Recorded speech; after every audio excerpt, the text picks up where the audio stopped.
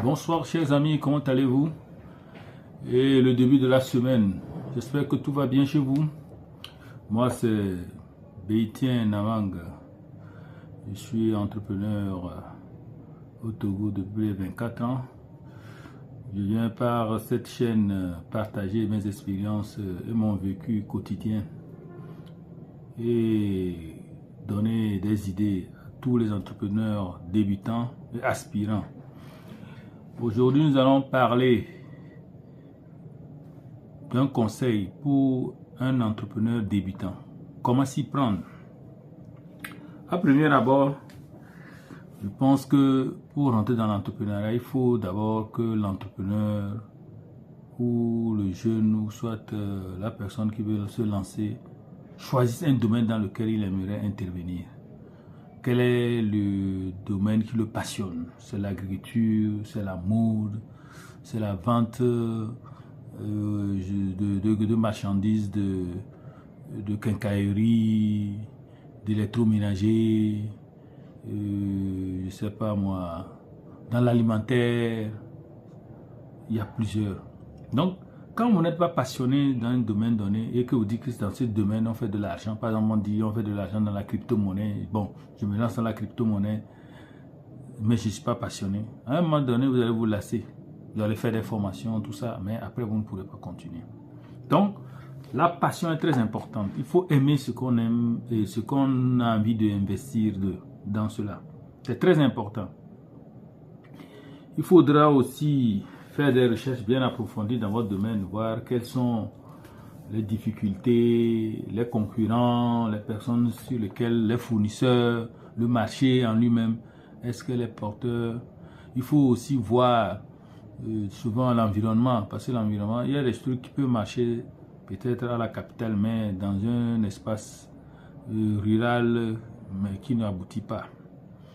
Bon, par exemple, vous pouvez vendre du champagne en capitale, ça marche, mais dans un espace rural, le champagne ne marche pas. Parce qu'ils s'intéressent plus au tchouktou, au tchakpa, voilà, la boisson locale des gens de Dapon.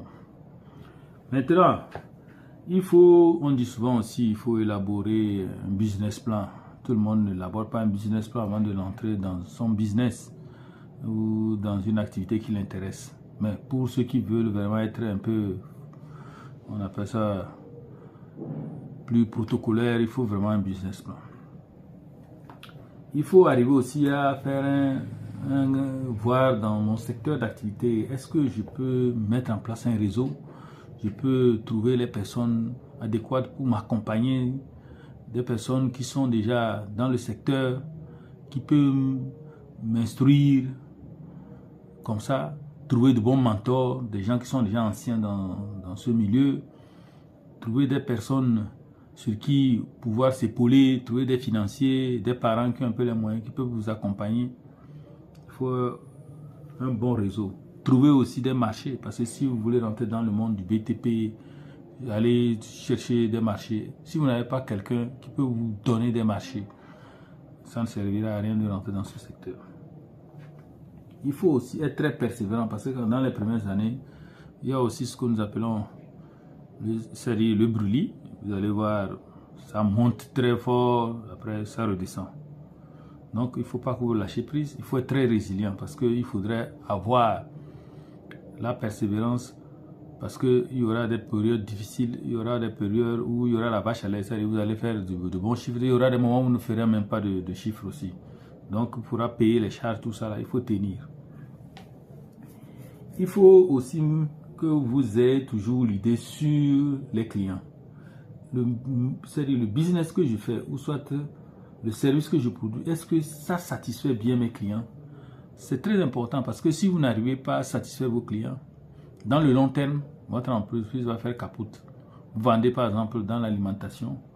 À tout moment, il faut revoir vos espaces. Est-ce que mon espace est bien situé? Est-ce que je fais de la propriété? Est-ce que c'est bien achalandé? Il faut que ça, le visuel aussi soit bien. Est-ce que mes produits, je respecte les dates de péremption, tout ça.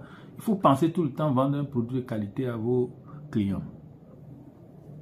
Il faut investir beaucoup aussi dans le marketing. Aujourd'hui, les réseaux sociaux, nous sommes sur YouTube aujourd'hui, c'est les réseaux sociaux. Il faut être sur TikTok, il faut faire les publicités Facebook, il faut utiliser le WhatsApp Business, il faut faire la publicité sur ça.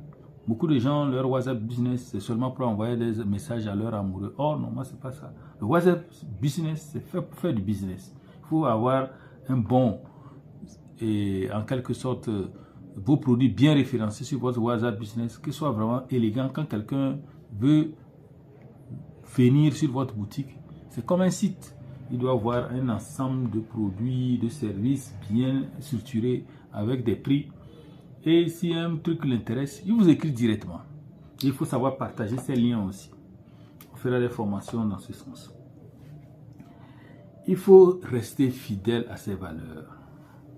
Il y a des gens qui rentrent dans le business, ils sont faux. Aux premières années, ils donnent l'impression d'un bon gars. Il prend l'argent dans une institution de microfinance ou dans une banque et paf, il disparaît, il se retrouve au Canada. C'est quoi? C'est un voleur, c'est un criminel. Et ça donne une mauvaise image sur votre personne. Et ça bloque les autres aussi qui vont venir dans ces institutions pour faire des prêts. Ils vont encore durcir le ton. Et donc, vous allez voir plusieurs conditions qui vont empêcher les gens de pouvoir se lancer. Le pauvre ne pourra plus parce qu'il sera bloqué. Donc, voilà les valeurs qu'il faut pour un débutant, les conditions pour qu'un débutant dans l'entrepreneuriat puisse avoir. On ne se lance pas comme ça au pif dans l'entrepreneuriat. Il faut vraiment aimer ce que l'on fait tous les jours. Quand vous levez le matin, vous vous apprêtez pour aller à votre bureau ou dans votre boutique, dans votre magasin, dans votre shop, que vous soyez content parce qu'aujourd'hui, je vais pour travailler. Donc, je fais comme pour m'amuser parce que j'aime ce métier, j'aime ce travail. Quand l'échange avec les clients, j'aime faire la vente. Parce que si vous êtes un entrepreneur, vous ne maîtrisez pas la vente, vous allez mourir, votre entreprise va mourir. Vous allez engager des commerciaux, vous allez engager des vendeurs. Mais le premier vendeur d'une entreprise, c'est qui? C'est le responsable. Vous êtes le VRP de votre entreprise. Vous êtes la personne qui donne la bonne image de votre entreprise. C'est très fondamental.